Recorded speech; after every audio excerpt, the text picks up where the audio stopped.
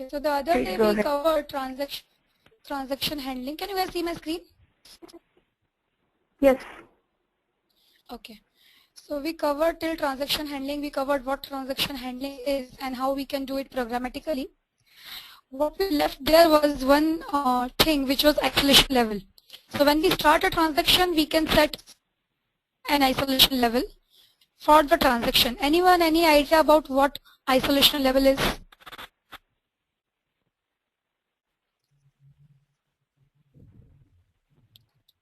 Any idea? Anyone wants to speak about it?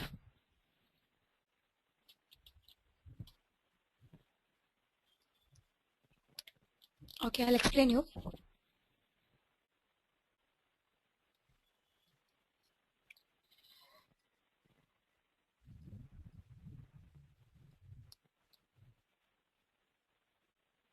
Isolation level is when one transaction is going on. Can you guys hear me, by the way? Yes, Tanvi. Okay, so when we are doing one transaction, okay, so we can set how isolated it will be from some other transaction. Isolated means how much interference can be done by this transaction. When we are working with database, there is one transaction which is changing records, reading records from the table, modifying record, delete record. The same thing can be done in some other way by other transaction or by other queries also. So for our transaction, when we are doing things with the database table or multiple tables, how much isolation we can provide to our transaction is decided by the isolation level which we set when we begin the transaction. Okay.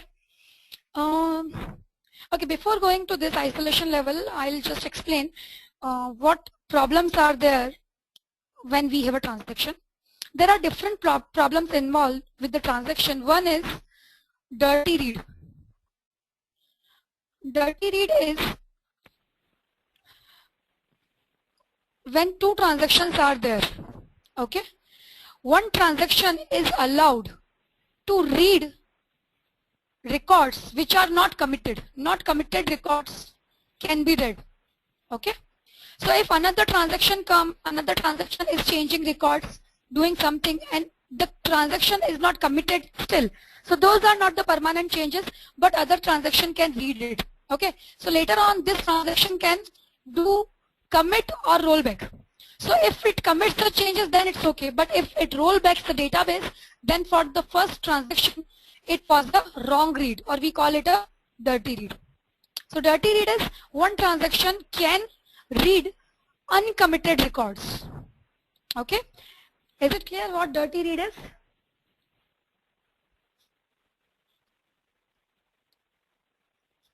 Is this point clear, guys? Okay. Next is lost update. Lost update is when two concurrent transactions are working on the same table. So one is modifying one table, the same table is modified by second transaction. Okay, so there are chances of lost updates. So we don't know which one's modification took preference. Okay, so basically from the point of view of a transaction, he can get the updates which are not true. So that is the lost updates. Guys, let me know if there is any problem, any doubt. Third problem is repeatable read. Repeatable read is if one transaction is executing repeatable queries on the database. Now first query, one transaction is executing, and exact same query it executes. First query, the second query by first transaction. Okay, so what happens in between if other transaction can come, okay, and modify the data? So from the point of first transaction, in the first query, the data is different and exactly the same query is returning some different data. Okay, even though those queries are exactly same, but just they are returning the different records, different set of data. because the other transaction modified something in between. This is a problem of repeatable read. Okay, is it clear, guys? Any question here? Shall I move on? Okay. And another problem is which we call the phantom read. Phantom read is, again, let's say one transaction is executing one query and second query and selecting something from the database. Let's say it is a select query. Okay. In between, a second transaction comes and add or delete some rows, some records. Okay. So this is a phantom read problem. Exactly same query may return different number of records. So first this query was returning, let's say, 2 records. This transaction came in between and deleted one. Now the same query, just from the difference of, let's say, 1 second or milliseconds, it is returning 1 record. Okay, so this is the problem of phantom read. So to avoid these problems, which are because of concurrent transactions or interference of multiple transactions, we have different isolation level. Okay, now we'll see different isolation level, what kind of isolation levels are available and how can we use them. So in a begin transaction method, you can set the isolation level property, which is the property of isolation level object. So isolation level dot, let's say if you are writing read uncommitted. Read uncommitted is actually the least level of isolation. So in this case, one transaction can read the records which are even not committed by other. Okay, so in this case, all the problems may arise. Dirty read can arise, phantom read can arise, repeatable read can arise, lost update can happen. Everything can happen actually in read uncommitted. This we will leave, guys. This is not for SQL Server. Chaos. This is not for SQL Server. Read committed. Read committed is, even though we are not providing any isolation level. The other day we did a transaction handling example and I did not set any isolation level. So this is what the ASP.NET sets as default. Read committed. Read committed is one transaction keeping the lock on the records being read, and it will freeze the record as soon as the transaction commit the changes. Okay, then only other transaction can go ahead and read those changes. So uncommitted changes cannot be read by other transaction. Okay, is it clear, guys? Getting it? So this read committed is removing this problem of dirty read. Okay, because uncommitted changes cannot be read. Okay, any question here? Any doubt? Anyone? Tanvi, is it similar to multi-threading? It is similar to multi-threading. No, actually it is not. It is that isolation level which happens in the database server side. In the database transactions. One day on database. Even though we are doing the setting from the ASP.NET, but based on that, underneath the transaction is happening on the database side. Handling is happening. So, okay, and here these are the methods we are going to use for handling those things. Right. The read uncommitted, read committed. Right. And these are the isolation levels of SQL Server. Actually, what I'm discussing is the isolation level of SQL Server. If you are using some other database server, it may be different also. Okay. These are the methods available in SQL Server. SQL. Yes. Thank you.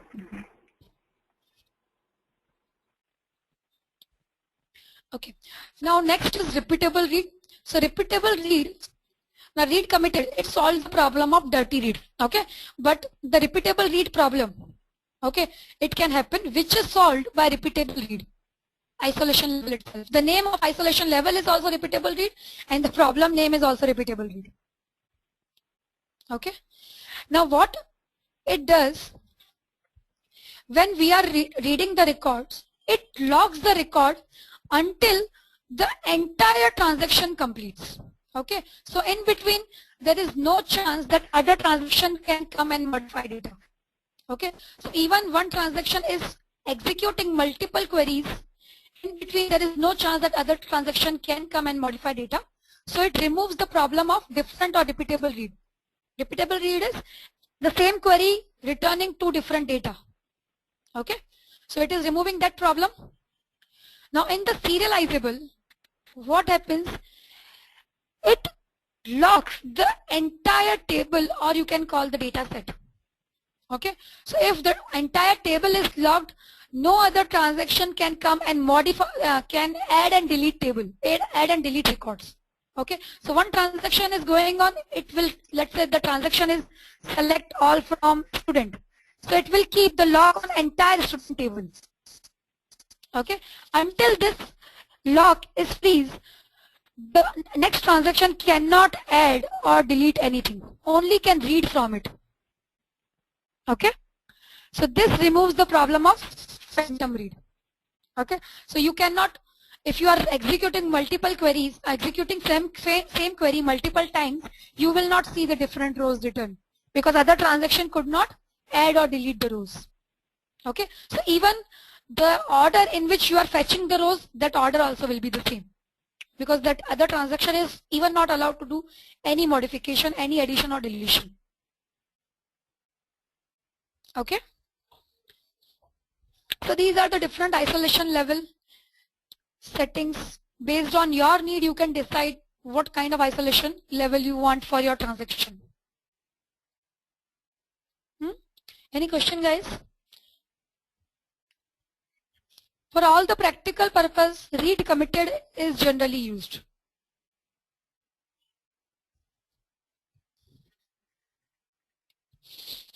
These are the same thing, same explanation.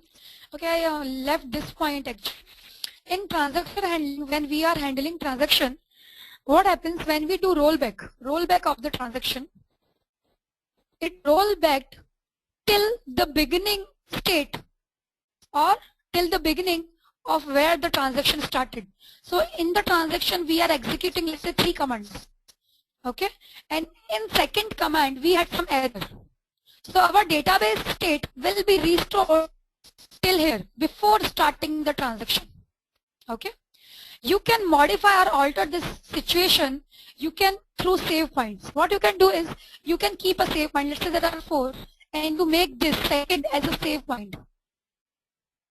Okay, save point is nothing but in the code use the transaction object, put the save, use the save method, any string. So that line of the code becomes the save point. Now let's say these are the 4 statements I am executing in a transaction, and on third some error occurs, and this is the way I am doing the rollback. Transaction object dot rollback, and I am passing this save point name. Okay, and let's say this is the save point. So the database state will be restored till here, not at the beginning. Okay, so in between your transaction, your commands execution, in between you are saving some save point so that you can restore your database state till that point, not at the beginning. Getting it, guys? Is it clear? Who is logged in with the Pushban account? Pushban, are you there or someone else? Anita, okay. I was wondering how can Pushpan write yes or no? Okay.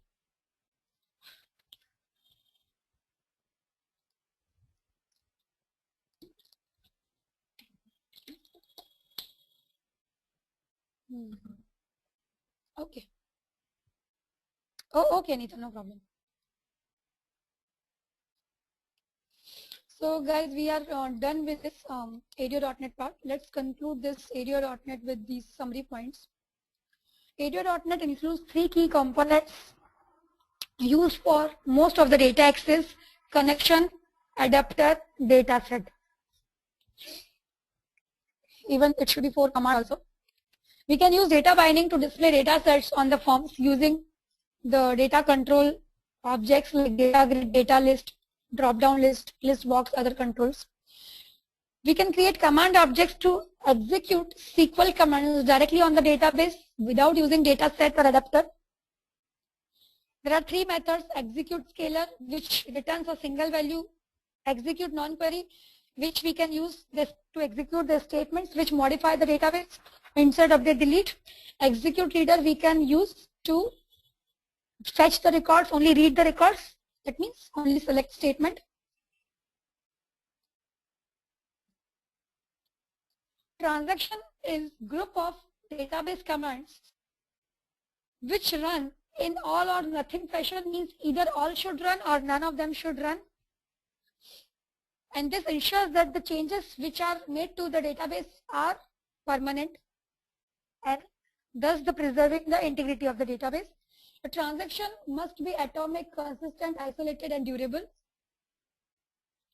We can manage transactions using the dataset adapter method, update method and reject changes method.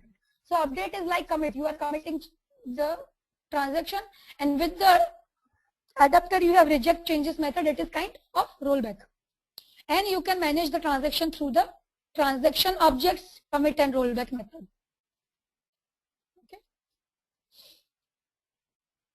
Okay, so this is done guys. Any question, any doubt?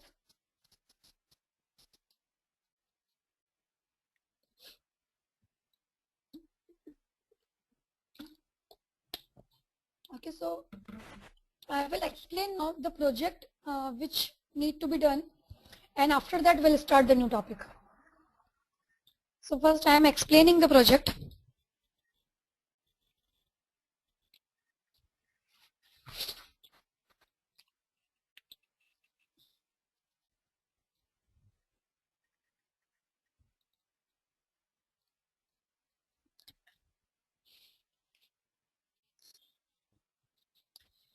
So here we have to develop a classifieds application.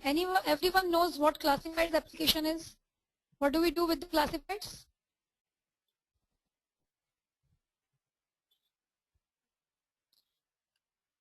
Are you here guys? Yeah, it's for advertisement. Classifieds application, you can post ads, right? And users can view the ads. For your business, you can post your ads. So you must have seen many classifieds application. Now here we will develop application. What that application will have? Few pages. Now one page is which is view classified page. Okay. So view classified page will be like this. You can see here. I'll show you a screenshot.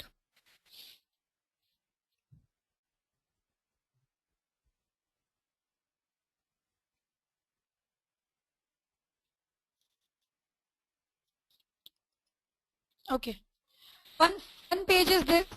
Let's say in the database, you have different categories for the ads. So you may post ad for your service, training service. You may post ad for your website designing service. You may post ad for your other services. So those have some categories: training category, development category, software development category. So in the classifieds, whatever category, first page will be when user is viewing what categories are there in the database regarding the ads. Okay, so arts category, boutique, clothes, fashion. Okay, this is the first page. When you click on some category, the page will open where you will see the information under that category, the ads under that category. Okay, so for example, in under category arts, I have this ad of company Ladli, and the other details are contact person, contact detail, phone, email, website. Okay, so when we click on some category, there will be ads will be displayed from that category only. Okay, if I click on clothes, the clothes category ads will be displayed. It is in the screenshot, it is a one ad, it will be multiple ads. Now how a user is posting the ad? Through this, there will be one link, post classified, or basically that will be a page. So the post classified is a form like this. So category is a drop down list here and other information. So category user can choose, and who inputs the category? Admin. admin sets the category in database. User can choose from the category. User cannot enter in the category. Then company name, contact person, address, contact number, email, website. Okay.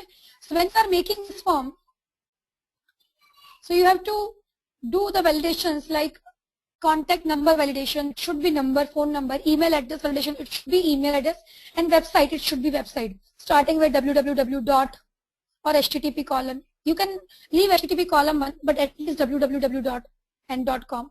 So website format validation. So all these validations we have to do on the form. When user click on the submit, the information will go in database table. Okay. Now this is the normal user who can do all these things: post ad, view ads, and view categories. Okay. Now what an admin is doing is, admin is adding the categories or can delete the categories.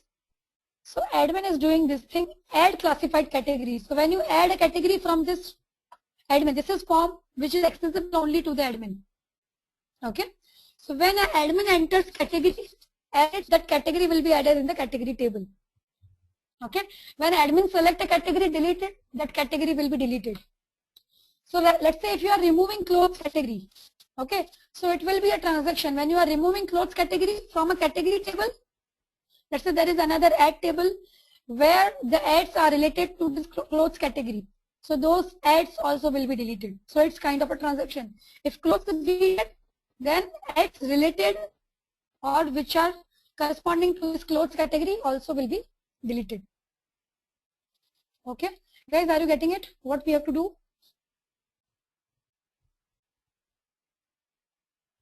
Everyone understanding it? Okay.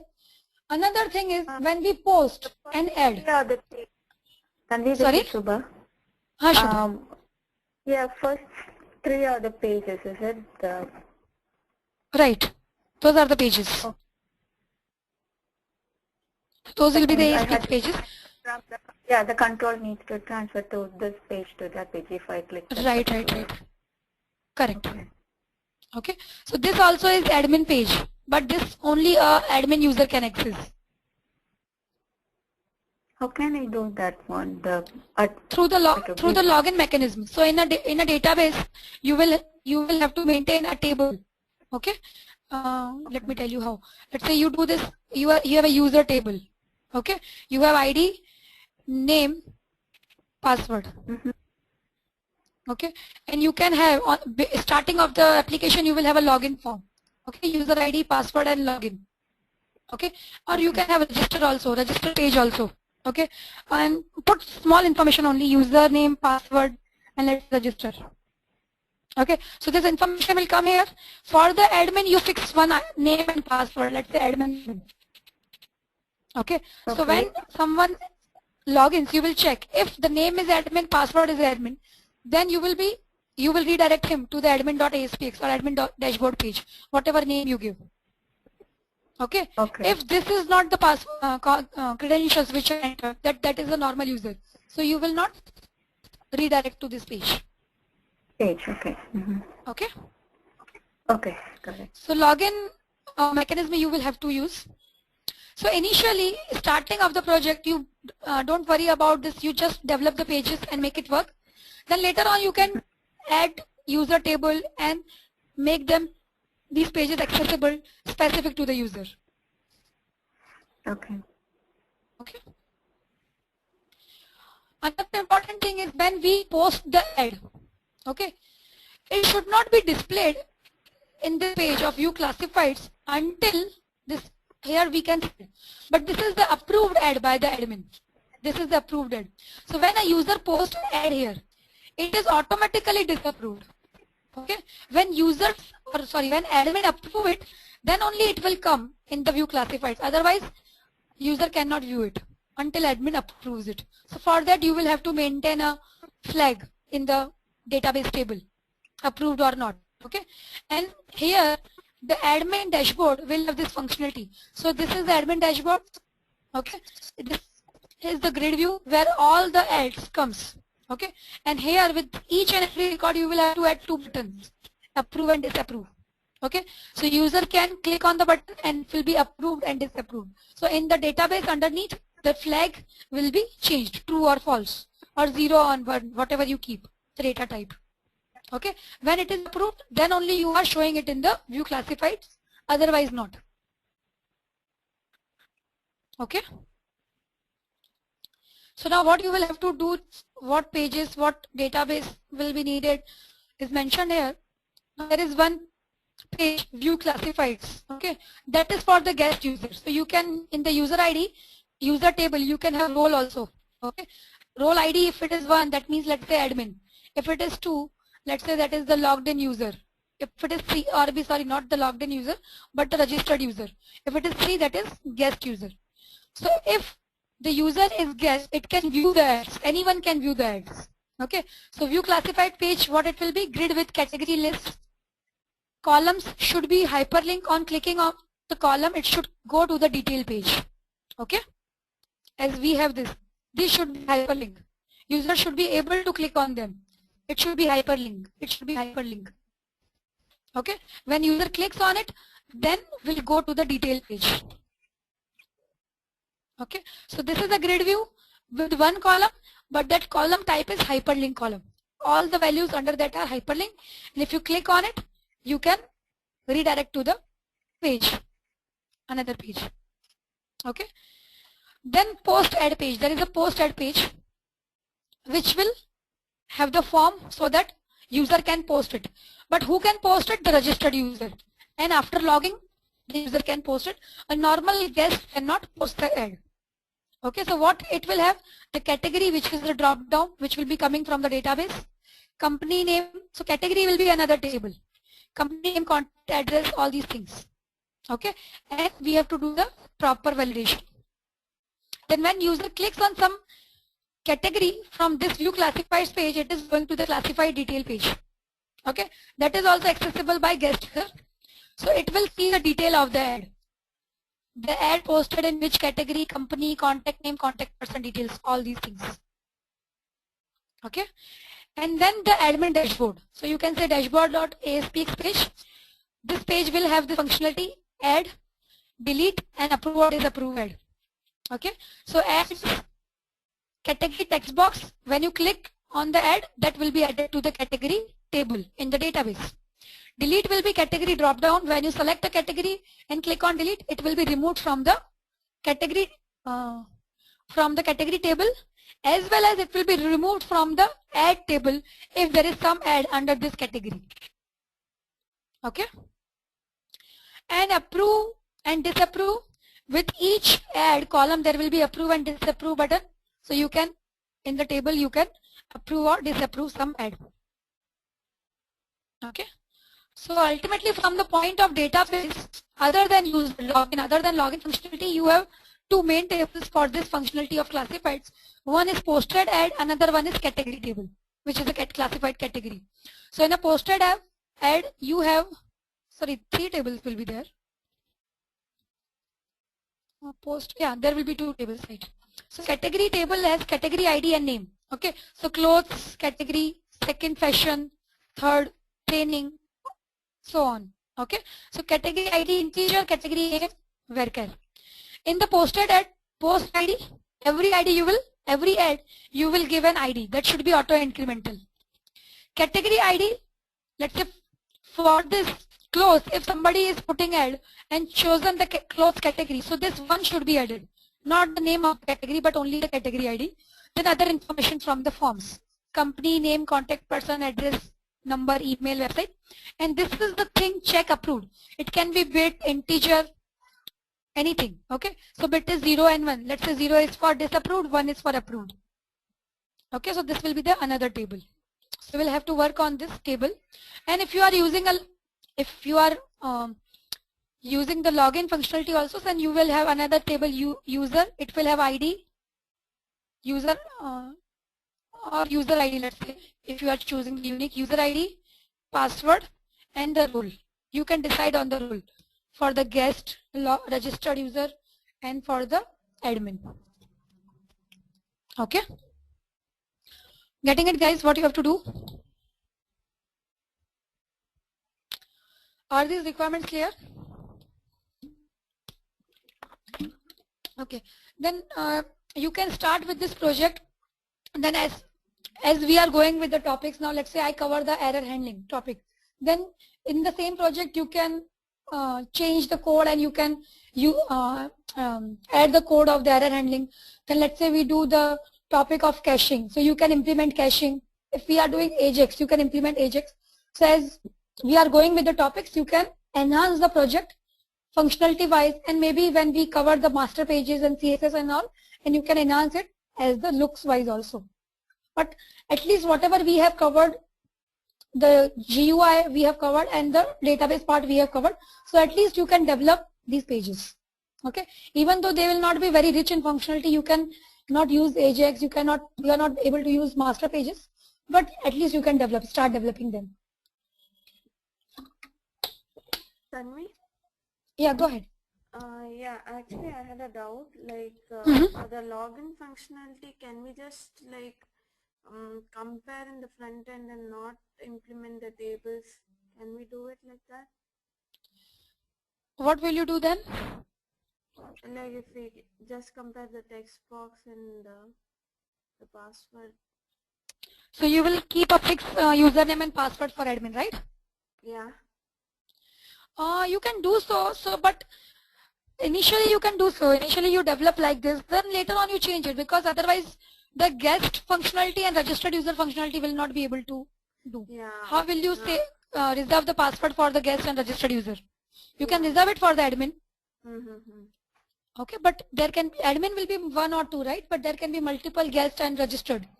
Yeah, that is there. Yeah, okay. Right, so I will suggest start with this approach. Once you are done with the flow of the pages and everything is happening, insertion, deletion in the database, okay, then you can enhance it and put the login functionality, put the register page and login page also. Oh, okay. Okay, so you can develop this project in modules. First develop 3 pages which are very important one, then add the login page and register page and that functionality. Okay. Everyone clear?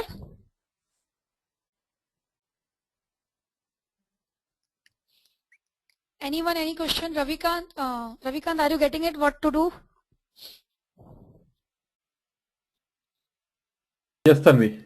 Okay. Tanvi, I have another thing. Can you tell me the naming standards for, some examples for naming standards for these components? For the components means server controls, right? Yeah, because it will be something like BTN and the text box. For example, for text box, these depends on the company. Different company uses different naming conventions. But generally what we do is, or at least in my company, what do we do is like text box starting with TXT, then capital letter and then the relevant name. If this is for the name. Okay. TXT, if let's say text box is for the age. Okay. Okay.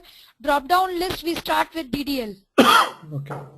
Okay. Then let's say the country. So capital C and country. Radio button we start with RBN. Okay. Let's say gender. Capital G. Okay. Normal button we start with BTN. Submit. Like this. Link button we start with LBTN. Okay. And let's say link button is go to page. So capital G and everything small. Okay. Okay. Grid view we start with GV. GV, let's say data grid view. So data. Table we start with TBL.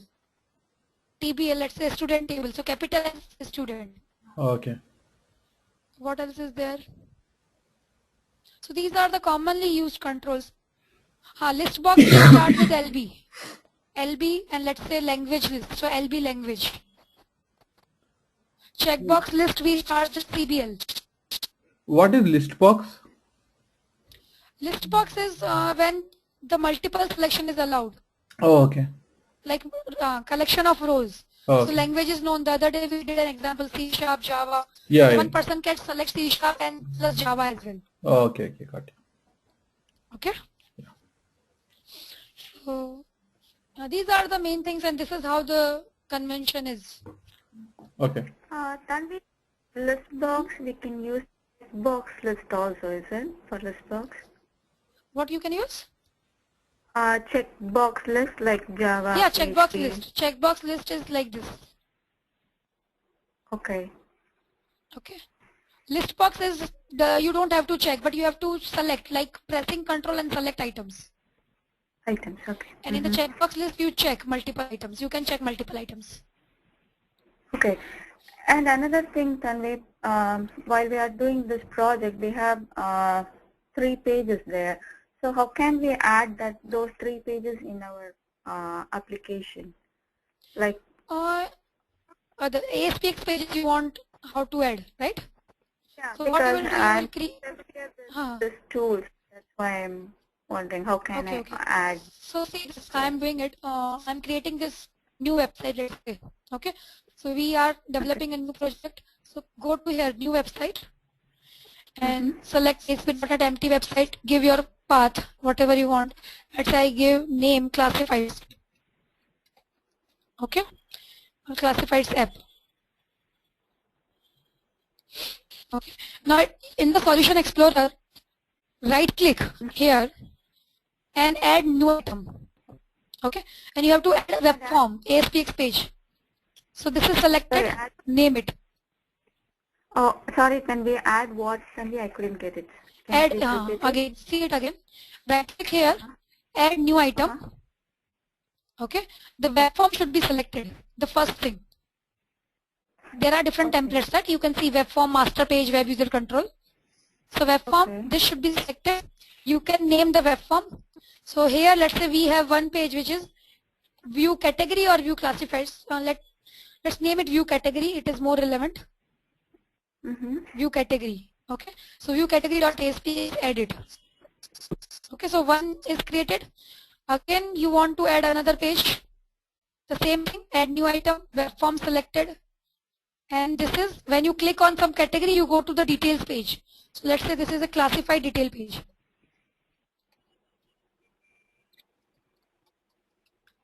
Details.asp.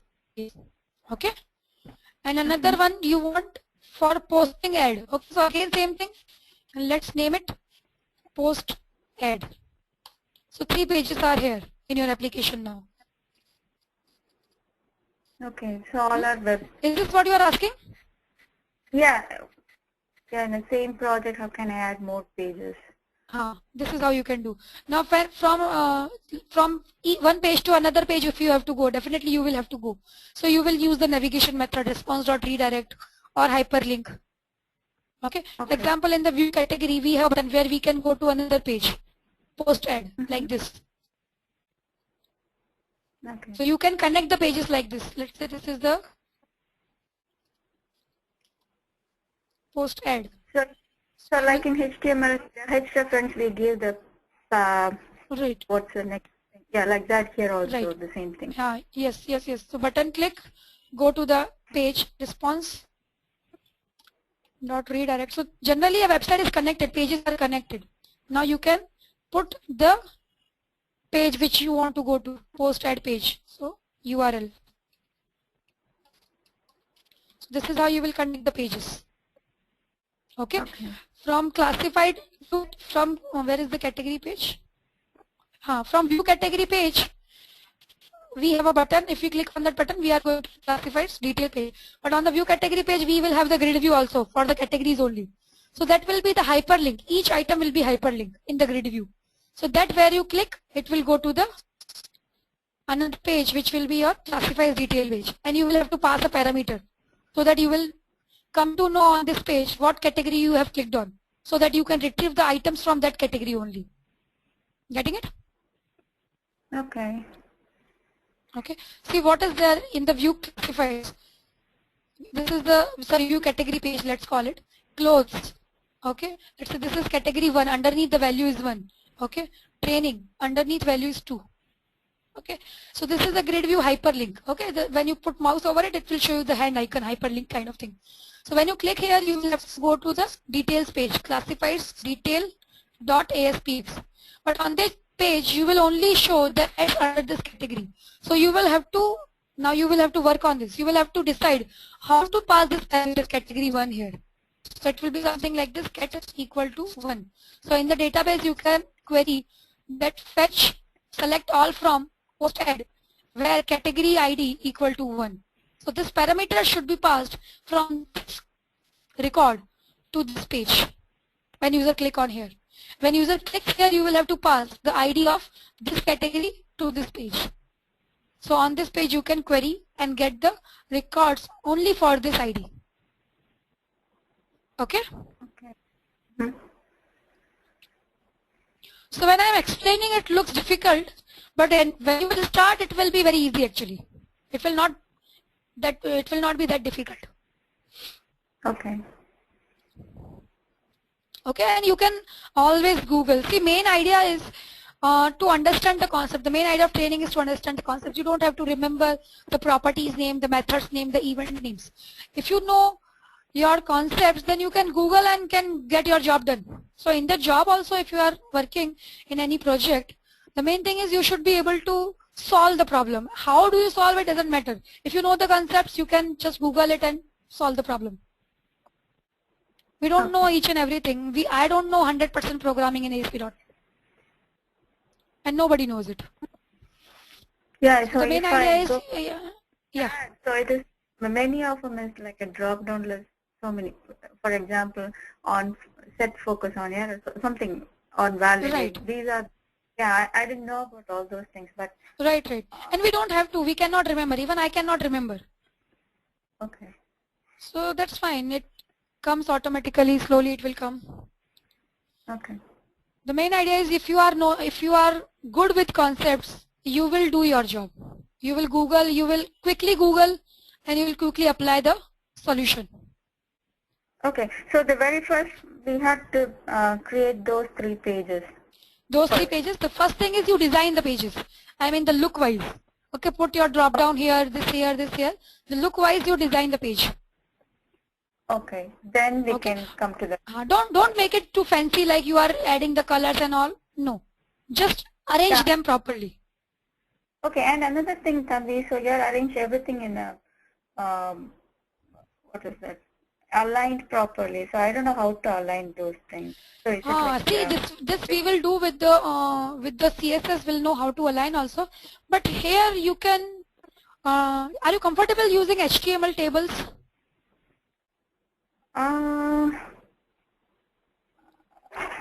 HTML you know HTML table element. You can add rows there. Yeah. Huh? So you can align them like this. Let's say there is table. This is not a good design actually. I'm again mentioning it. You can do it as a beginner, but it is never a good idea to do the table designing. Tabular designing is never a good idea. But what you can do is, let's say you have to do this thing, name, and arrange a text box here, then email, and arrange a text box here. Okay. So what you can do is you can make a table. Okay. This will be one row. This will be another row. So in one row, the first cell is name, the first column is name, second column is text box. This is email, this is text box. Okay. So when you make it in the table, you don't have to worry about the spaces. Okay. Otherwise, it will be name is longer than email, so it will be more distance and it will be less distance. Okay. So this can be solved with the tabular thing. So you do this table. Previous one, like the employee information, so it is going here and there. Right. So make table, create a tr, td, and put your controls here within t.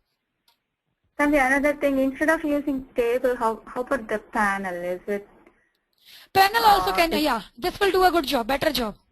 But ultimately, panel is group of controls. Now within a panel, if you want to arrange your controls, what will you do? Yeah, so again I need to implement. Again you will have to use table. Yeah. Okay. See, generally we solve this problem with the help of CSS. Applying CSS on divs, mostly. Okay. Okay, so but I cannot recommend who are comfortable using CSS and arrange them. That is good. Who don't know CSS, then you start with the table design, then later on you can modify it design wise. Okay. So before the next class, first we can design those 3 pages, then we can come. Yes. Okay. Anyone else? Any doubt? Any concern?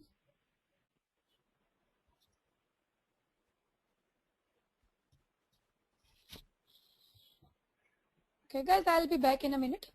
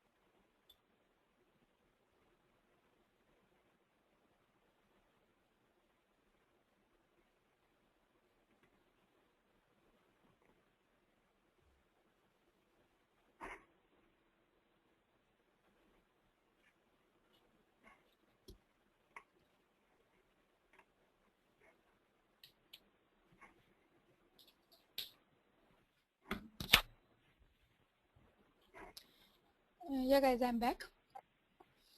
So shall we start with the new topic? Tanvi, I have a question in the SQL Server 2008. Yeah, go ahead, Shubha. Actually, I'm not familiar with this tool. So here, like if I want to create a table here, in the file I saw that, oh, 1 minute, I disconnected that. There is a table option there, so I need to make a table there and execute the query like that, or I can do it from .NET to here. So you can design, you can create tables from the tool. Okay. Then modifying, fetching and all will be done through the .NET from the application. Okay. Okay, but creation of the table you don't have to do with from the application. You can directly do from the tool. You can create your tables. They have an. Shall I show you? Sure. Okay. Can you please go ahead? So this is the tool we need, SQL Server Management Studio. Do you have this tool, Shubha? 1 minute, Tanvi. I'm looking. So I downloaded the Microsoft SQL Server Management Studio. That's the one. Yeah, that's all. Yeah. Management Studio.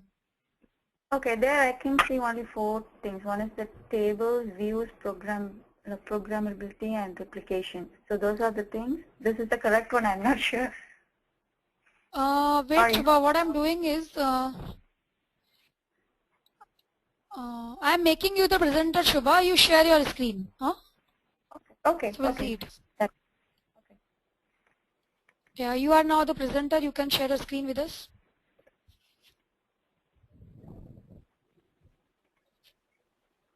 So can you see my screen, Tanvi, now? So is this the one? Yeah, this is the one, right? Okay. So here I can create the table. So like if I want to execute a query like creating a table, No, this but is the why way. there is no database option? There should be a SQL Server Compact. Yeah, that's why. Compact Edition. Okay. I follow your step-by-step procedure. It is for 64-bit one for Windows 7. So I think I couldn't get it properly. So I don't know how. Even I tried to create a table here. It won't work. So it won't work because. So for example, if I think you need to first create a database. Yeah, we need to create a database. Yeah, but she doesn't even have the database options in the list. Yeah. So even I couldn't. So just I want to see what's in there. I just show databases. So at least the default one is supposed to be there. So it didn't there. The master database is also not there? Yeah, so see, I just want to execute the code. It was an error like this. There was an error passing the code. Oh, yeah. So one thing. Can you go to your start programs where you have downloaded this thing, SQL Server? Okay. So This is the page. Here is the one. SQL Server Management Studio, okay. Studio, yeah, this is the one. Yeah, so I didn't give any password or anything. I just connect directly. No, what is this? Wait. Don't connect it. Logged out. Log out, Shubha. Okay, 1 minute. Yeah. Log out from both the sessions and again do it and hold on that login screen, okay? Okay, 1 minute.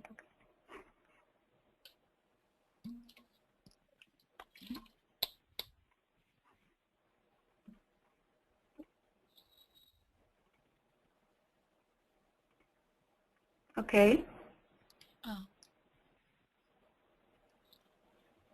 Now from there, server type, go to server type, the first drop down list. Okay. Database engine, select database engine. Okay. Okay. Yeah, now connect it. Click on connect.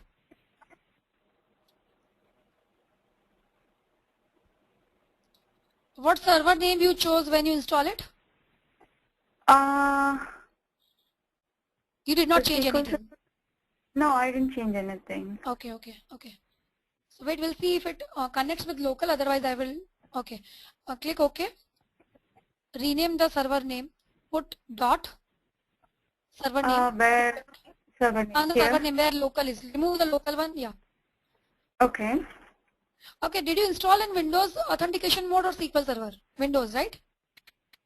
Yeah, Windows, so that's why here is authentication, Windows authentication. Okay, so server name type dot. So just like dot? Dot, yeah, slash. Forward slash or backward slash? Forward. Like this? No, the other way, sorry. Yeah, okay, sorry, okay, backward, okay. SQL Express, SQLEXPRESS.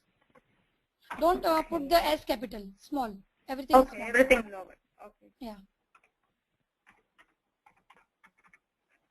Yeah, now connect. Connect.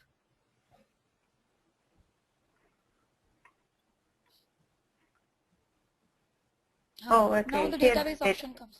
Yeah. Now here, right click on the database, databases, and new database. Okay. Give a name, database name. Okay, some EMP. Click OK directly. Don't click on add. Directly click OK. Okay. Now here right click on the tables. Expand this EMP database. Right click on the table and you can create new table. New table. Okay. With the column name. Okay. Yeah. And you can set the data type and all. Okay. Got it, Tanvi. So here I can set the data and everything, is it? Yeah. Okay. Thank you. Okay. So I had to log in. Go ahead. Okay. Very first I had to change it, do it as a database engine. Right. Okay. Then dot. Now I think it is saved. Now it will be always in the database engine mode only. Okay. Okay. Now you and don't Windows have to authentication. Right. Okay. Windows authentication. Okay. Got it. Thanks, Tanvi. Okay. So.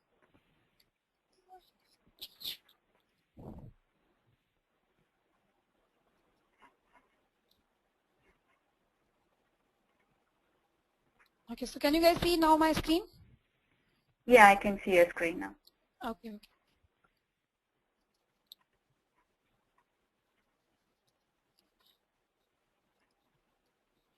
So this project, we start project. Okay, we'll add the new topic. Guys, do you have time or you have something scheduled? Are you good with the class? Can we do 1 more hour?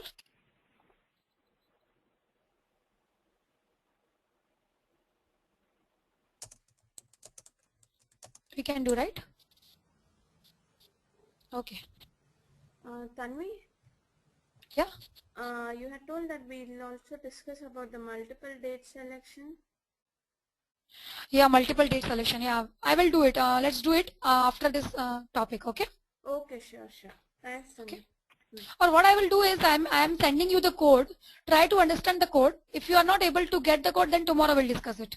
Okay, sure. That sounds good. Yeah, thanks then.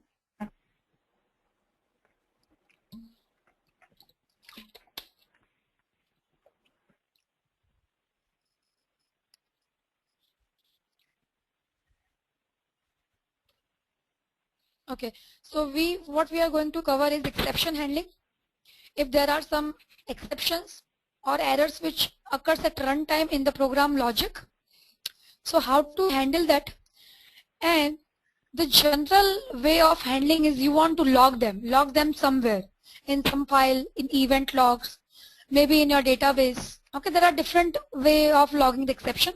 So we'll see how to log the exceptions through these two techniques. One is tracing, which is inbuilt in the framework. One is Nlogger, which is an open source and you will have to download it. Okay, so this is what we are going to cover. So start with the exception handling. So what an exception is, unusual occurrence that can occur within the logic of an application.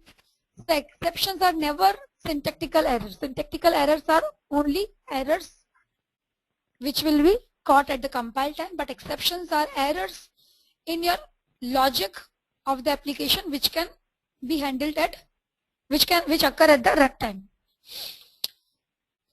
Like there is a number, what we do is, let's say we are doing something like this, integer 2 equal to 0 by 20. Okay, so there is no compile time error. It is correct in syntax. That is perfectly fine in the syntax. But when this code will be executed, this will be divide by 0 exception. You cannot, sorry, the other way, you cannot divide a number by 0. Okay, so that will be the something by 0 is an. Yes, you are Kasturi? No, something by 0 is an exception. So Right. Yeah, so divide by 0. So there can be another kind of exception, like when you are working with files, okay? You are trying to open a file and that file does not exist. So file not found exception. Okay, so your code will be right, but there will be some logical error. Syntactically it will be right. Now there are different approaches to handle exception at different level. One is the SEH approach, which we generally use and we know also, the try and catch block. This is structure exception handling, we call them. It is, the error is handled at the procedure level, or at some block level or code level. Okay, so when I put some code in try, okay, and I put catch to handle the exception, so that exception is only handled in this block. So if in page you have other code and the error is arise due to some other logic, it will not be caught. Okay, only this block is being handled. So at the block level or procedure level, you use SEH technique, try catch block technique. Then another technique is error events. We use error events. Okay, that is within the scope of the object. So error events, there are two error events. One is the page underscore error event. Okay, so that is at the page object level. So in one page, in one .aspx.cs page, you will have one error event. Here also you can handle the exception. Now in the entire page, wherever the error occurs can be handled here. Okay, so it is at the page level or page object level. Now there is another event which is application error event or global error event. Both are the same thing. So in application, within all the pages, if any error occurs, it can be handled here. So that is the scope, is the application object or application level. All the pages in the application, if they are causing some error, can be handled here at one place. Okay, so this is using the error events. Third approach is using custom error pages. Okay, this is also the scope of an application, only scope of an application, not the page. Custom error pages is when we are a developer, when we have some exception we can understand the red exception thrown by the ASP.NET, okay, that this is the null exception and all. But a normal or layman, a normal user cannot understand this exception which is displayed by the system. Okay, so in that case what we can do, we can use some custom error pages. Okay, and we can, in case of any error, we can redirect user to those custom error pages where we can display some user or layman friendly messages like this page was not found, you may correct the URL or contact administrator, something like this, which can be understood by a normal user. Okay, so that is the custom error pages. So these are the three approaches which we generally use. A developer can use any of these approach or can all of them.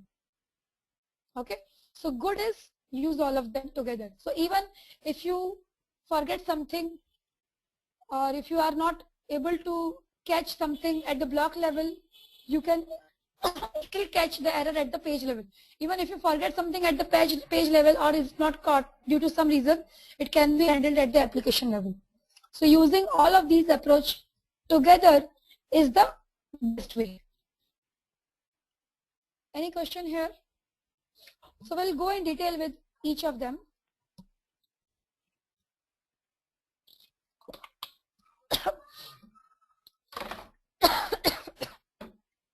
Okay. So we are using exception handling blocks to enclose statements that might fail because of some external condition, like you want to save something on the disk. So disk might be full. So your save will return exception, or save operation will throw an exception. The disk is full, you cannot save. Okay. If you are saving something with the name, that name already exists, so file name already being used. Or if you are saving something in some path, so that path does not exist in your hard drive. So these are the possible exceptions when you are working with file. When you are accessing a file, there are many exceptions can arise while writing a program. Okay, so we'll see the first exception handling technique, which is the structure exception handling technique using the try block, try catch. Okay, so in the try, what we write, a code block which can cause an exception, which a developer has doubt in. When we are dealing with files, a developer will think that I am saving the file with the name. When user will run the application, will download the file, okay, this path should exist or something. So can think of an exception, and if he thinks that this piece of code can cause some exception, will put in the try block. Okay, so try is beginning the error handling structure. Now in the try there are multiple statements, right? If there is some error within the try, so the execution of the try stops here and the control passes to the catch. Okay, now in the catch you write the code to handle the exception. Now what to write to handle the exception? That is another point, we'll see that what to write to handle the exception. But here the control will go to the catch. Now there is finally block also. Now when error arises in the try, further statements are not executed after the error arises. Okay. Now if something in your code is very important that you want to execute in any case, if error occurs or not, that you can do in the finally. So finally is the block which will be executed whether there is exception or not. Okay, so like disposing some object, closing the connection, database connection, all these things you can do in the finally. Throw is to deliberately cause an exception. Okay, why do we need throw? Why do we want to cause an exception deliberately? What is the use of throw? Anyone? If we have any business requirement, and if it does not satisfy any particular business requirement, then we can deliberately throw an exception. If it is something not other than the system exceptions or not predefined exceptions. Okay, but why there will be any requirement that we need to throw an exception? It's actually to check whether the try catch block is working fine, like it's going right to the catch or Very true. So this keyword throw is generally for developers, not even for writing in the program. So when we are developing and we are using try catch, okay. So to check our program, that is, if some errors occur, are we going to catch and how it is going to be handled within the catch, how it is going to be executed, right, in case of error. So in the try we can do this throw and exception object. So that exception we are throwing deliberately to test our program. Are you getting it? So this is when we are developing, we want to test how, if some error occur. We don't want some error to occur, but if it happens through some way, then how it will be handled. To test this, we can deliberately throw an error and test our code. Now after a try block, you can have multiple catch blocks as well. Okay, so multiple catches one after another will be executed. So catch some exception. So if your exception is of this type, let's say this is the file not found. Okay, if this is the type of your exception which has been thrown by the system, then it will be handled here. If let's say network error exception, okay, if this is the type, it will be handled here. So you can put multiple catch for a try block. Okay. And the catch order should be from the specific exception to the general exception. So what do we have? There is a class exception. Okay, this is the general or the main class. Then there are other classes. Okay, let's say file not found. Okay, so first if you are writing catch, so first it will be for the specific exception. Then the catch should be for the general class. So it should be in this order. Catch should be written in this order. Okay, from specific to general. Throw keyword is to cause a specific exception to occur. Okay, let us do this. Let us handle some exception in our code using try catch. I will take the example from where we are working with the database.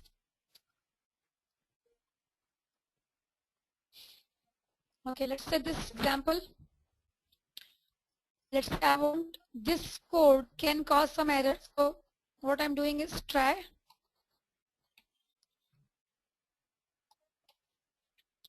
Put this piece of code within try block. Catch. I'm using the general exception class object and handle it here. Now how to handle it? We'll see it, but for now what I'm writing is I'm using a tracing technique. I will discuss it what it is. Object.message. What is the exception message? I'm logging it. Okay.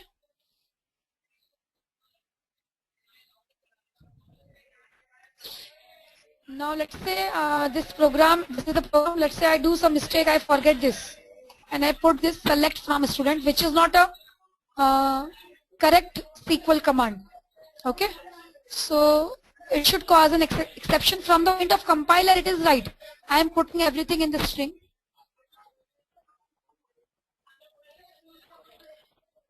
Let us try executing it.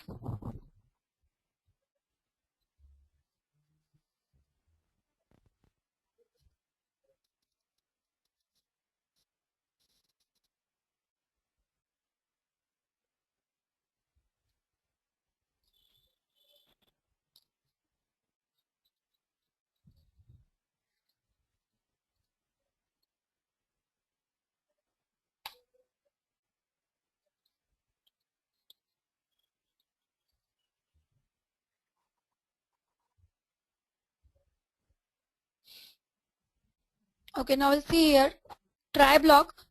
This code is right, not throwing any exception. Now see this code. Okay, here command object is created, that is fine. Here adapter object created, that is fine. The command will actually run on the database when we call this fill method. So when I execute this fill, you see this code is not executed and controls comes here on the catch. Okay, now you can see object. The exception type is SQL exception. I am using the general class. Okay, but the type is SQL exception and the message is incorrect syntax near the keyword from. Okay, I'm just writing this message using the tracing technique. Okay. This thing, okay, let me just remove it for now. Is it clear, guys? Try catch. Yes, Tanvi. Okay. Okay. Shall we move on? Ravikant, is that clear? Tanvi. Okay. Next is the technique is using error events. So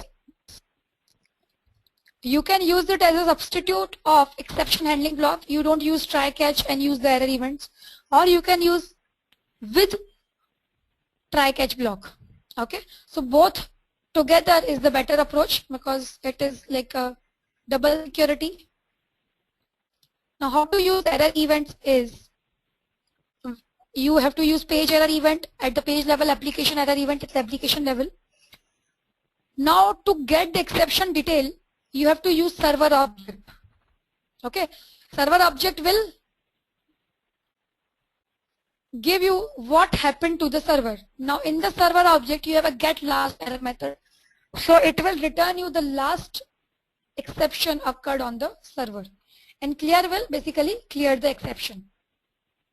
Okay, so you can use this method of the server object, server dot get last error method to get the hold of the exception object. It will return you the exception object. You can use this thing in page error event or global error event, both. Okay, then once you get hold of the exception object, then you do handle the exception the way you want. Either you display the message to the user or write to the error log, or you take some step to correct the problem, whatever is the need of the program.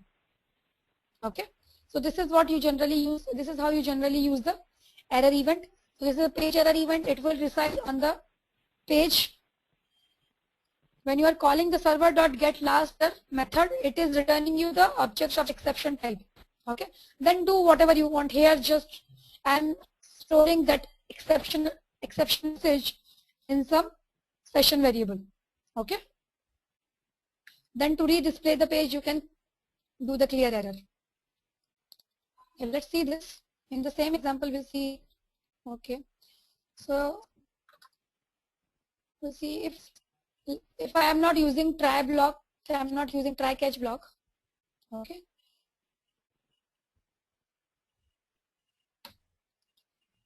I have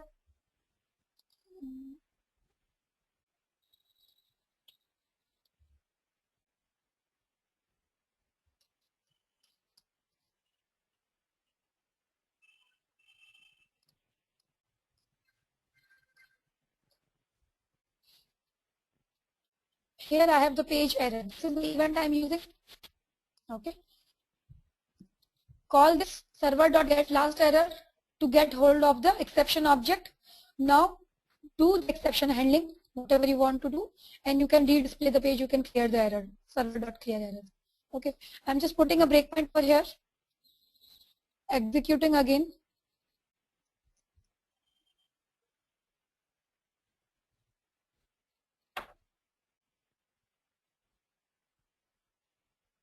Okay, so this is fine, this is fine. Here on the fill, it will throw an exception and will be handled in the page error event. Okay, so it came to this page error event as I did not add the try catch. If you have added the try catch, it will be handled by the try catch first. Okay, now server.getLastError, it returns the object. Okay, you can see the same exception object, incorrect syntax near the keyword from. Okay, now do handle the exception. Okay, and when I'm doing server.clearError, it is clearing the exception, means redisplaying the page. Okay, it doesn't show that error, the exception thing to the user. Any question here? Tanvi, it is similar to that try-catch block, is it? Instead of writing the try-catch and final block, we are using the page error. Page error, right. But now if you have some error here on this block, it will also come here. It will also come here. Anywhere you have error in the page. Now, if you are writing try here, so it will be only handled for this procedure. The error will be only handled for this within the try. But page error is anywhere you have the error. Now I have this button add row click. Here also I am doing something. If I do some mistake here, that also will come in the page error. The entire, any error on the page will come here. Okay. So instead of writing try block each and every method, so it automatically transferred to the page error method. Right, right. Okay. Okay, so even if this is the error here also I can show you. So this is the page load where the error was. Now I remove the error from here and error will occur on the button click. So then also it will be handled in the page error.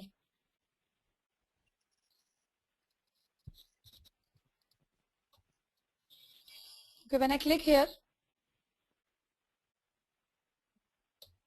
now add row, here is the error. When click on the update, okay. Now again it goes to the page error. Okay, so it is handling at the page level, not at block level. Okay. Okay, Tanvi, got it. Thank you. Page level means only in this page, example 10 page, only within this page, if any error occurs, it can be handled in the page error. But if you have some error, let's say in example 11 page, it will not be handled here. Okay, so that is the application error event. That's different. That is the application error event at the application level. Okay. So best approach is use try catch wherever possible, use page error wherever possible, and use application error as well. Use all the techniques. Okay. Okay. Now next is using error pages. So error pages is we handle errors which are caused by outside environment like internet problem, server is down. Okay. So server is down, internal server error 500. Many times we come across these errors, 500, 404 error. Okay. So that error is actually not in the logic of the program, but outside environment. Like if I am trying to request a page, let's say welcome.aspx, but it is not there. So 404 will be the error. Page is not there. This is not the logical problem.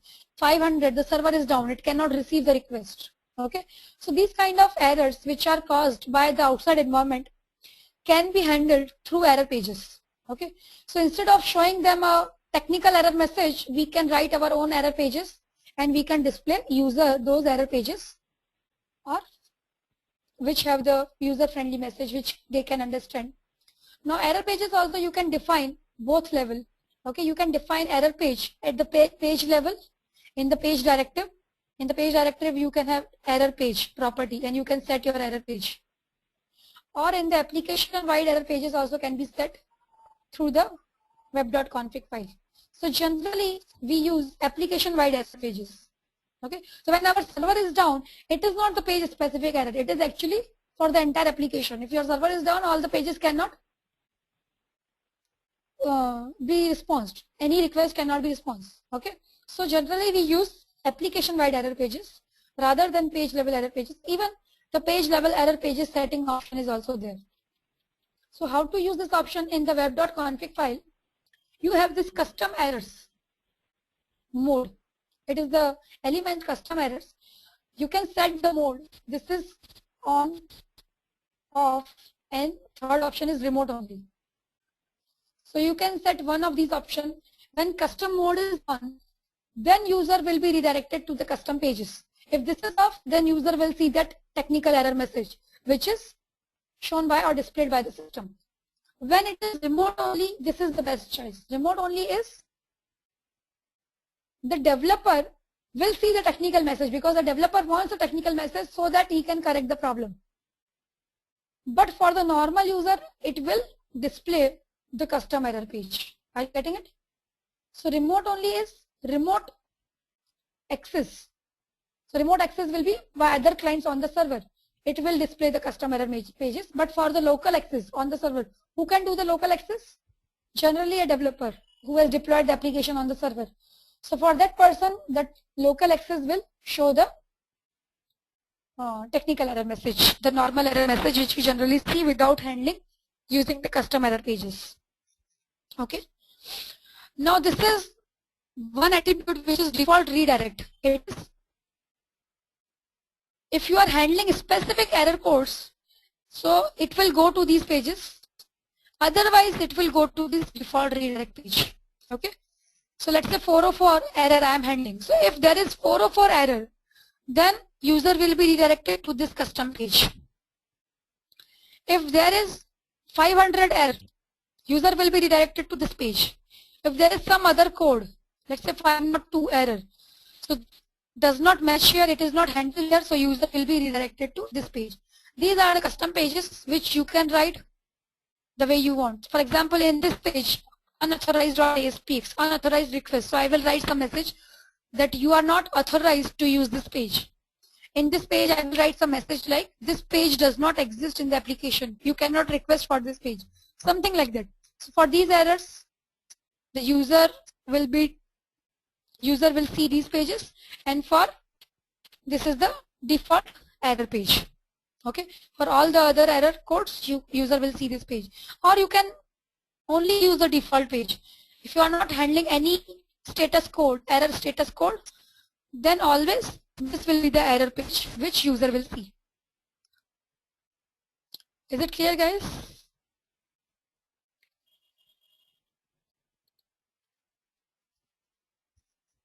These are the different status codes which can be handled, okay, in the error status code. So 204, there is no content. 301, which we many times see that it has moved. This URL has been moved permanently. Okay. 400 is a bad request. 401 is unauthorized. So these are the status codes and relevant messages. For that, we can write our custom error pages. If you want to define some custom error page at the page level, then you can use error page attribute of the page directive. And you can define your custom error page here, but it is only for this page, okay, not for the entire application. So if this page has some 500 error, user will be redirected, otherwise not.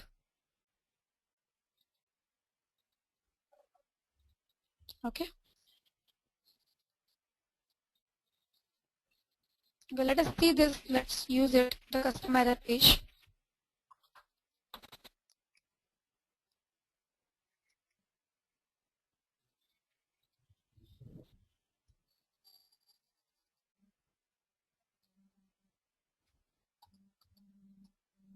Okay, it is not there. So let's add this custom errors.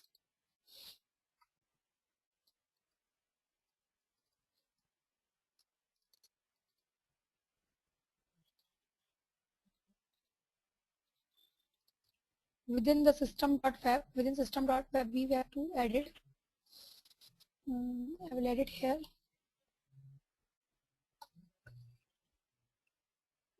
Let's comment out these. First, we'll see the default one. So user is redirected to error default.aspx page.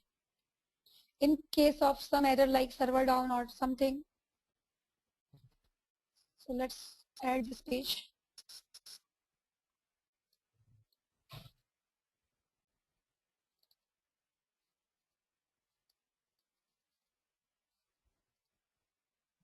Just I'm writing something here.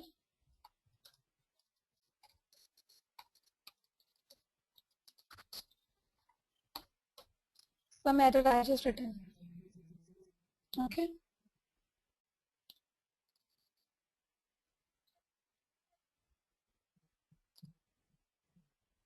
This is the, okay, let me do something like this which does not exist. Let's say example 100.aspx. Okay. Execute this.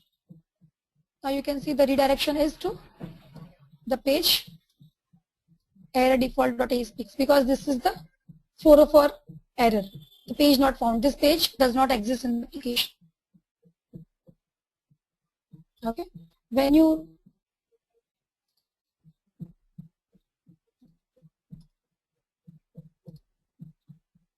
Instead of this default redirect, you can handle it through the specific error code also. So I can write this also, error status code 404 redirect to the specific page. Okay. Is it clear, guys? Any question here? Any doubt? Everyone getting it? Shubha, is it clear? Yes. Yeah, yes, Tanvi. So actually in Java, I tried the try, catch, and final blocks, but these are new for me. So maybe with practice, I will. These are new. Okay. Yeah. The page level and application level are new for These me. are new, right? Okay, so this I have already done how to handle the error at the page level in the page error event. Okay.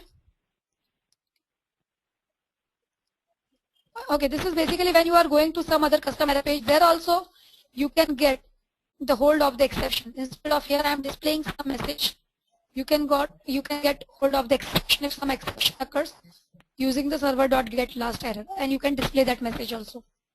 Okay, the same thing. Next is logging exception. Okay, this is the general way which we use to handle exception. Whenever there is some exception occur, if some exception happens in the application, what do we want? We want to log it somewhere so that we can check the log file or log database, whatever, and we can correct it. Okay, when we are developing, while developing, we cannot think of all the situations that it can cause some error. We cannot handle everything. Okay, so we put our code in try catch, and in the catch we log the exception, and when we check our log we can come to know, okay, this is the kind of exception which may arise, so we can take a step to solve it. So logging is the technique used by developer. Okay, a normal user who is using your application doesn't want to see your log file, but you as a developer want to see your log file for the reference for correcting the errors. Okay, so that is why we save the error message, error information, what time it occurred, from which file it occurred. So all these things can be logged or saved. Okay, so there are two techniques. One is the tracing technique, and another, there are many techniques actually, but here I will cover the tracing technique because this is the inbuilt technique in the .NET framework, and another one I will cover the Nlogger technique, which is the very popular one and a good open source. There are other frameworks also like Log4net, that is another one which is also good one, but Nlogger is kind of very popular one. So first we'll start with the tracing. Tracing technique allows us to record all the events, which event executed, what time it executed, and errors as well. Okay, this feature is standard, it has built-in support, it is configurable, and performance-wise is also good. How to use the tracing technique? The first is we have to turn the tracing on. Turn the tracing on again can be done at the page level and for the entire application. You can just trace a page, a specific page, that I want to trace the events in that page or the errors in that page. So tracing can be turned on for a page, or you can turn the tracing on for the entire application. Then you can write to the trace file your errors, you can write, you can log your events, and then you can read the trace file or trace log. Okay. Now we'll see how to turn the tracing on for entire application. You will have to again do the setting in the web.config file, because whatever settings are common to the application we are doing there. So in the web.config file there is a trace element. Enabled, make it true. This is a request limit. How many events you want to trace? So let's say 20 or whatever limit you set. Page output is there. Page output is you want to log the events or exception after the page output, after the each page output, or common to a place. Okay. So by default it is true in the system. That means your exceptions will be logged after each page. So page 11 exception will be logged after page 11 with the output of the page 11, and so on for each page. But when you make it page output first, it will be logged at some common place. So this is the setting which is generally used. The page output false. Then trace mode. The the sorting, you can sort by time the log events which are being logged in the trace log, that can be sorted by time or by category. Okay, so these are the few things. Local only true is when you are developing on a local machine, the tracing is enabled. When you are deploying, it is not enabled. Okay, guys, just give me a second, I'll be back.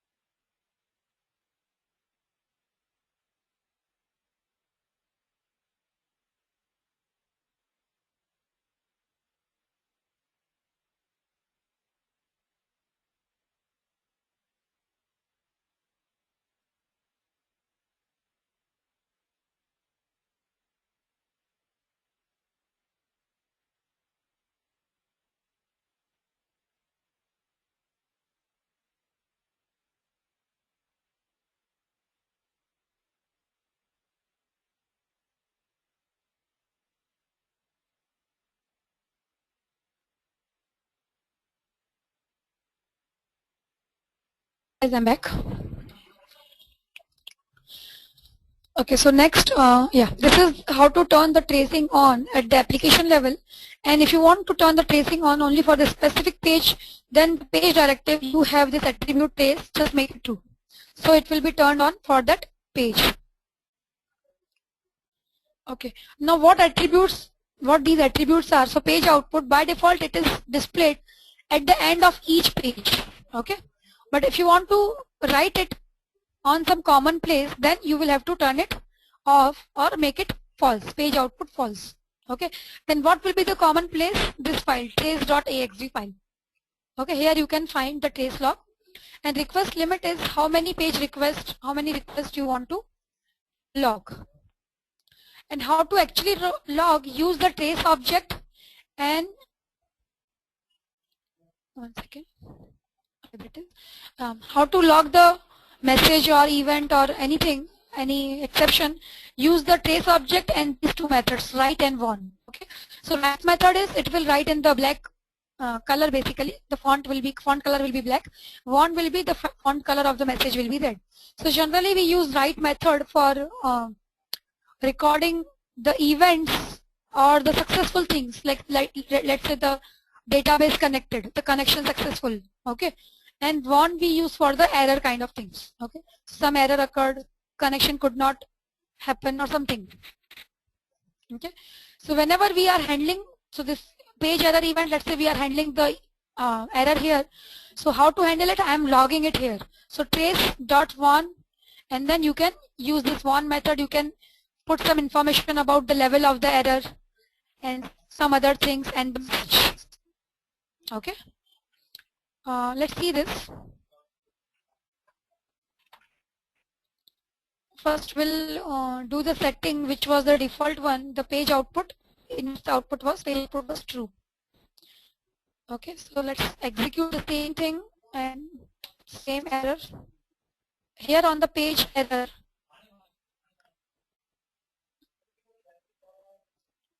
trace.one. What I'm doing in the trace.one, this is the constructor you can see. So string category of your errors. Let's say this is the warning level, debug level, just info. So you can set the category, then your message and the exception object. Okay, so there are different constructors. You can just set the message also, whatever you want to do. So this is the thing which I'm using, trace.one. Let's execute it.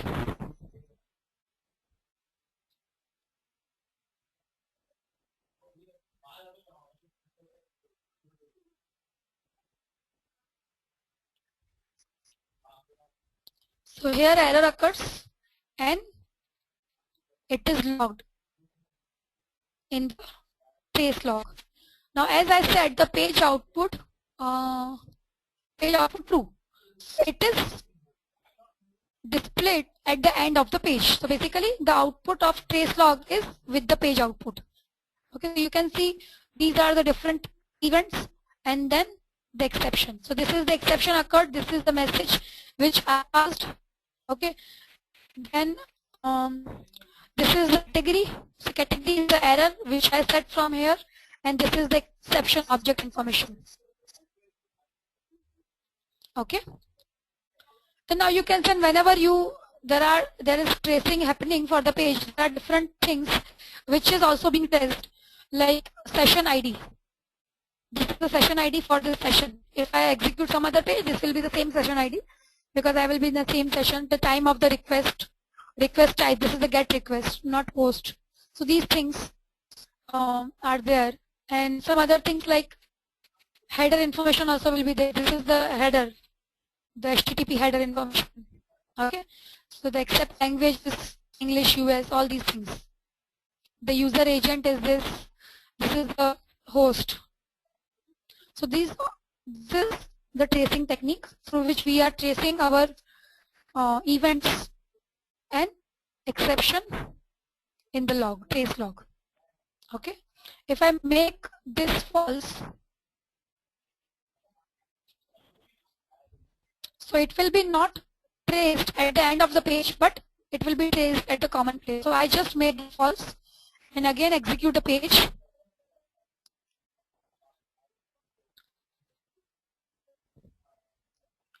You don't see the error here, or sorry, you don't see the log here, but you will see the log here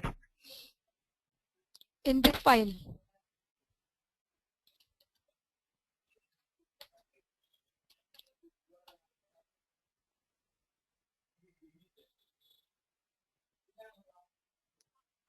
And what is the problem?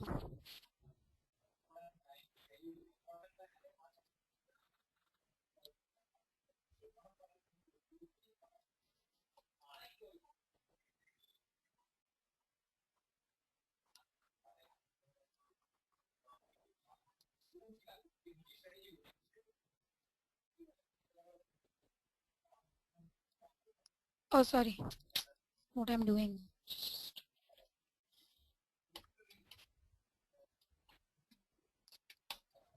Okay, so this is the common place where you can see. So this is the file. Okay, now this is not the page specific. This is for the entire application.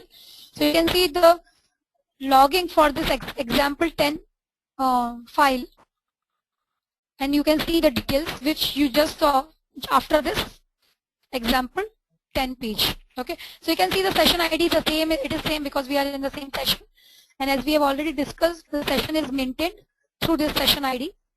If it is the same for request, that means you are in the same session. Okay, and this is the same thing which we just saw. But now we are At the common place we can see it. Even if I execute example 11 page and there will be some error, it will also be logged here. So you will see the number second, time of request file, example 11. Okay, is that clear?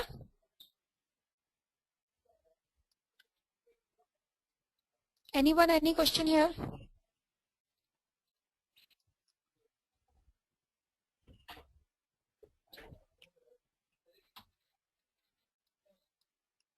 Any question, guys?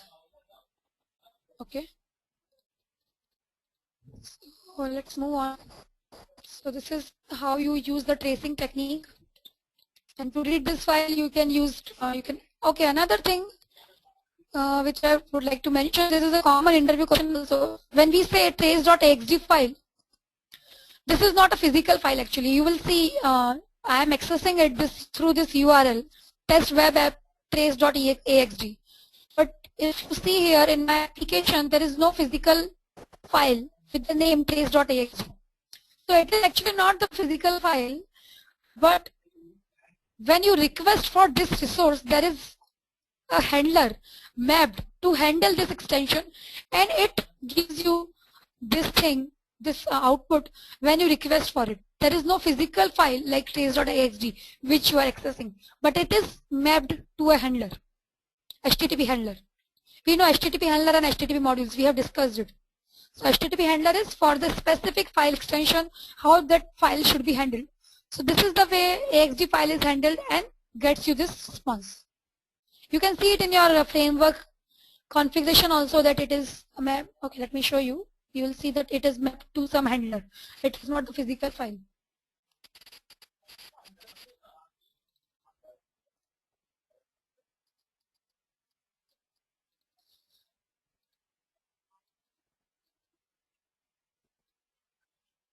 Where is the .NET framework we installed? Microsoft.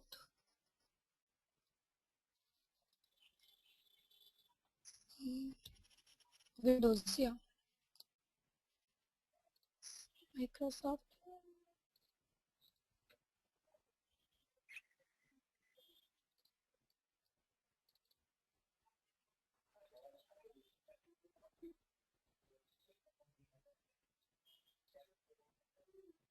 Yeah, Microsoft.NET framework. Mine is version 4.0.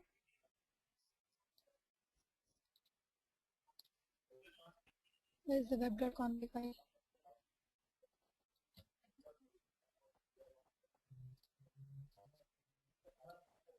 There should be one web.config file. I cannot see it.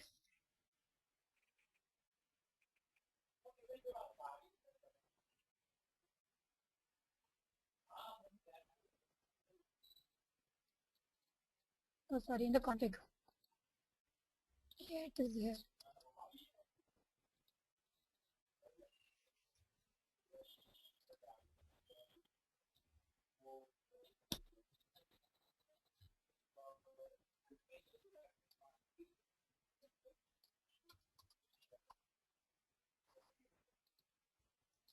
So it is handled by the trace handler. Okay, so there is trace handler specific to this AXD extension. So when you request for this page, your IIS, the ISAP DLL maps this to this handler, and this output is returned by this handler, and then returned by this handler to the IIS. Then IIS is returning to the machine, to the browser. Okay.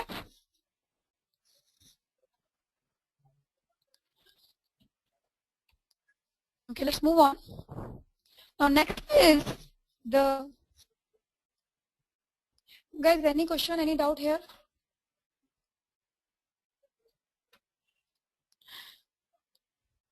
We have 10 minutes left and we have to do this Nlog. So shall we do tomorrow? Okay, Tanvi, we can do Nlog tomorrow. Tomorrow we'll do Nlog.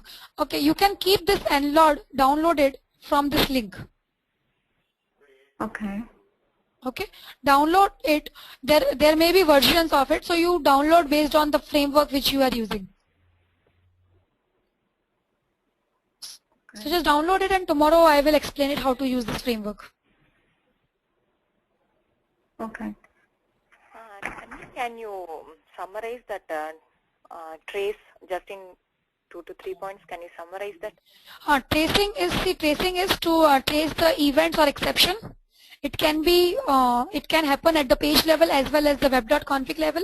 At the application level, if we have to do it at the application level, we can set the tracing on from the web.config. If we want to do it at the page level, we can set the tracing on at the page level. Then tracing has one prop, and there are two methods with the trace object, write and warn method, which we can use to log the exception or message, whatever we want.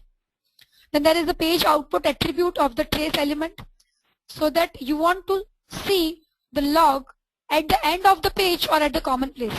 If you make it true, it will be at the end of the page, but if you make it false, it will be at the common place, which is the trace.exe file. Okay, so you will have to request for the trace.exe file from the same location where you are accessing other files of the application. Okay, and this is the built-in technique. You don't have to install anything. It is inbuilt technique. Yeah, okay, thank you. Okay. Yeah. Anyone else, any question? Any doubt? Okay, so I'll see you guys tomorrow. Okay, Tanvi. Okay, sir. Okay. As usual timing, right? Yeah, usual timing. Yes. Yeah, okay, fine. Okay. Thank you, everyone. Bye-bye. Thank you. Thank you. Bye-bye. The organizer has ended the